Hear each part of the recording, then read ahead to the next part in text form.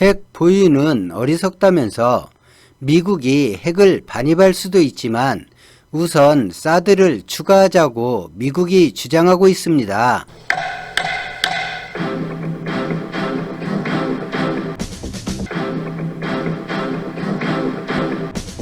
버웰벨 전 주한미군 사령관이자 미국 국방부 자문위원은 한국의 핵무장은 결코 안 된다며 입에 거품을 물면서 한국 정치권은 핵 무장 논의도 해선 안 된다고 또다시 주장했습니다.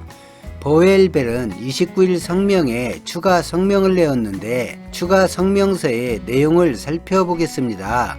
미국은 정책상 핵무기 배치 장소를 절대로 공개하지 않는다. 미국은 한국 정부가 양해한다 해도 한국 영토에 핵무기를 반입할 계획이나 이미 배치했다는 사실을 절대 알리지 않고 공표하지 않을 것이며 이 때문에 미국은 한국 정부가 이런 잠재적 사실에 대해 언급하거나 알리는 행위를 절대 삼가하도록 촉구할 것이다.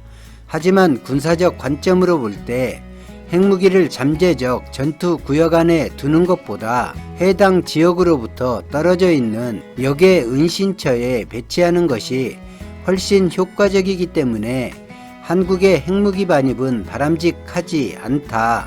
아울러 북한의 핵무기 타격 능력을 상쇄시키는 최선의 방안은 강력하고 효율적이며 완전히 통합된 미국 고고도 미사일 방어체계 사드 주도의 미사일 방어 시스템을 확보하는 것이라고 제안했습니다. 사드 포대를 한국에 추가 배치하는 것이야말로 북한의 핵무기 능력을 억제하면서 상쇄할 수 있는 최선의 정치적, 외교적, 군사적 해법이기 때문에 한국 내 더 많은 지점에 더욱 밀집된 배치를 해야만 한다. 지속적인 미국의 핵우산을 받는 것을 포함해 이 두 가지 장기적 접근법이 한국민의 안부를 향상하고 북한의 공격을 억제하는 가장 좋은 방법이라고 주장했습니다. 여기까지가 추가 성명서의 주된 내용입니다.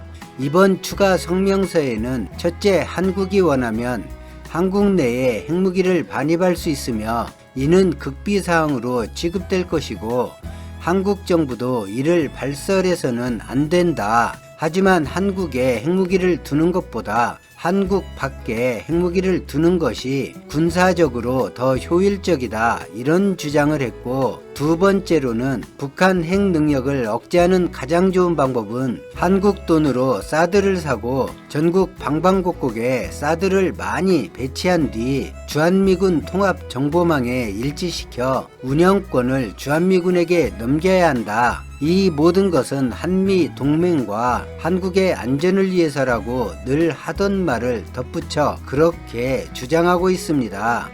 버웰벨 이 사람은 정신감정이 좀 필요해 보입니다.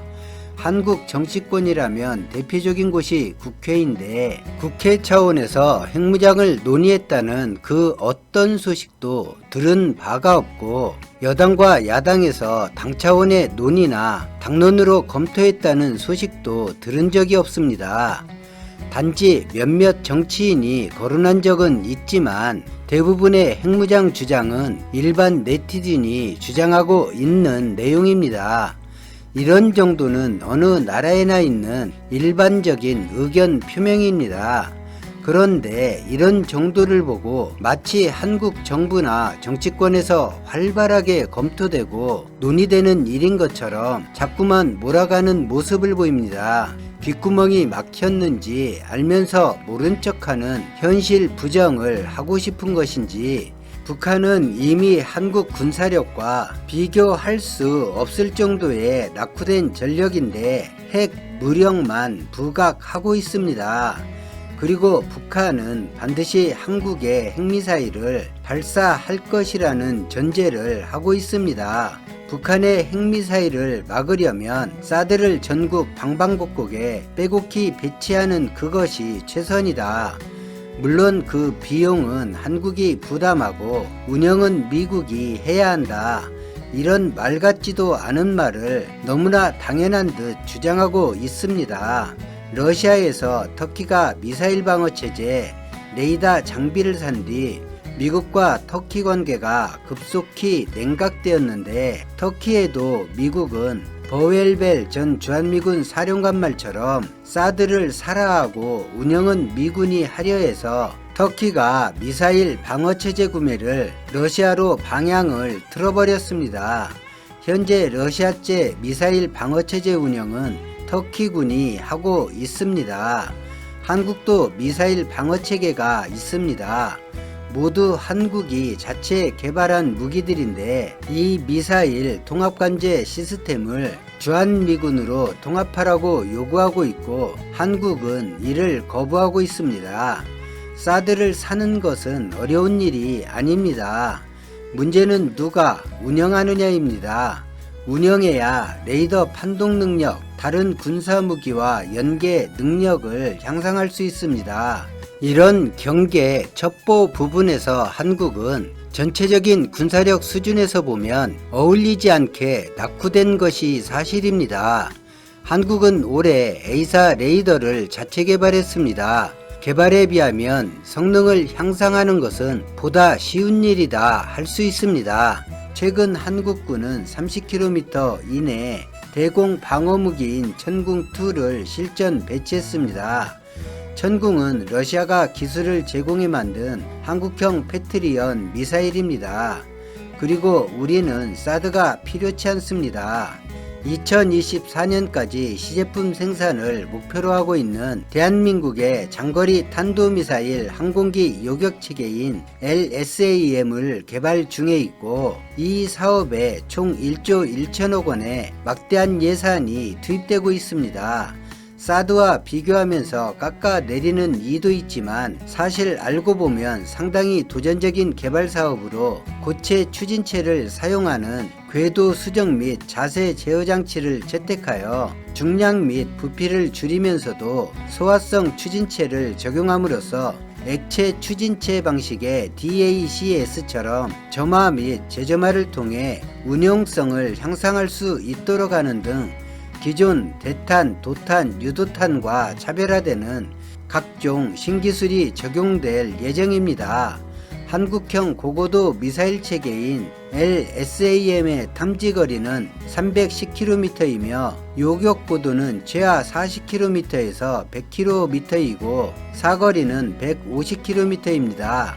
한 번에 10개의 미사일을 요격할 수 있고 추적하는 기능을 갖추고 있습니다.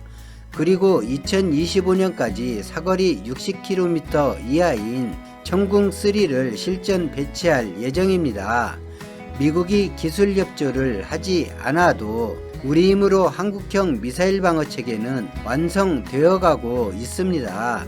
미국엔 남아돌고 팔 곳이 없는 사드를 한국에 떠넘기고 싶겠지만, 국군이 운영도 하지 못하는 사드를 돈까지 주면서 살 일도 없고, 그 돈이면 더 나은 국산 무기를 개발할 수 있습니다.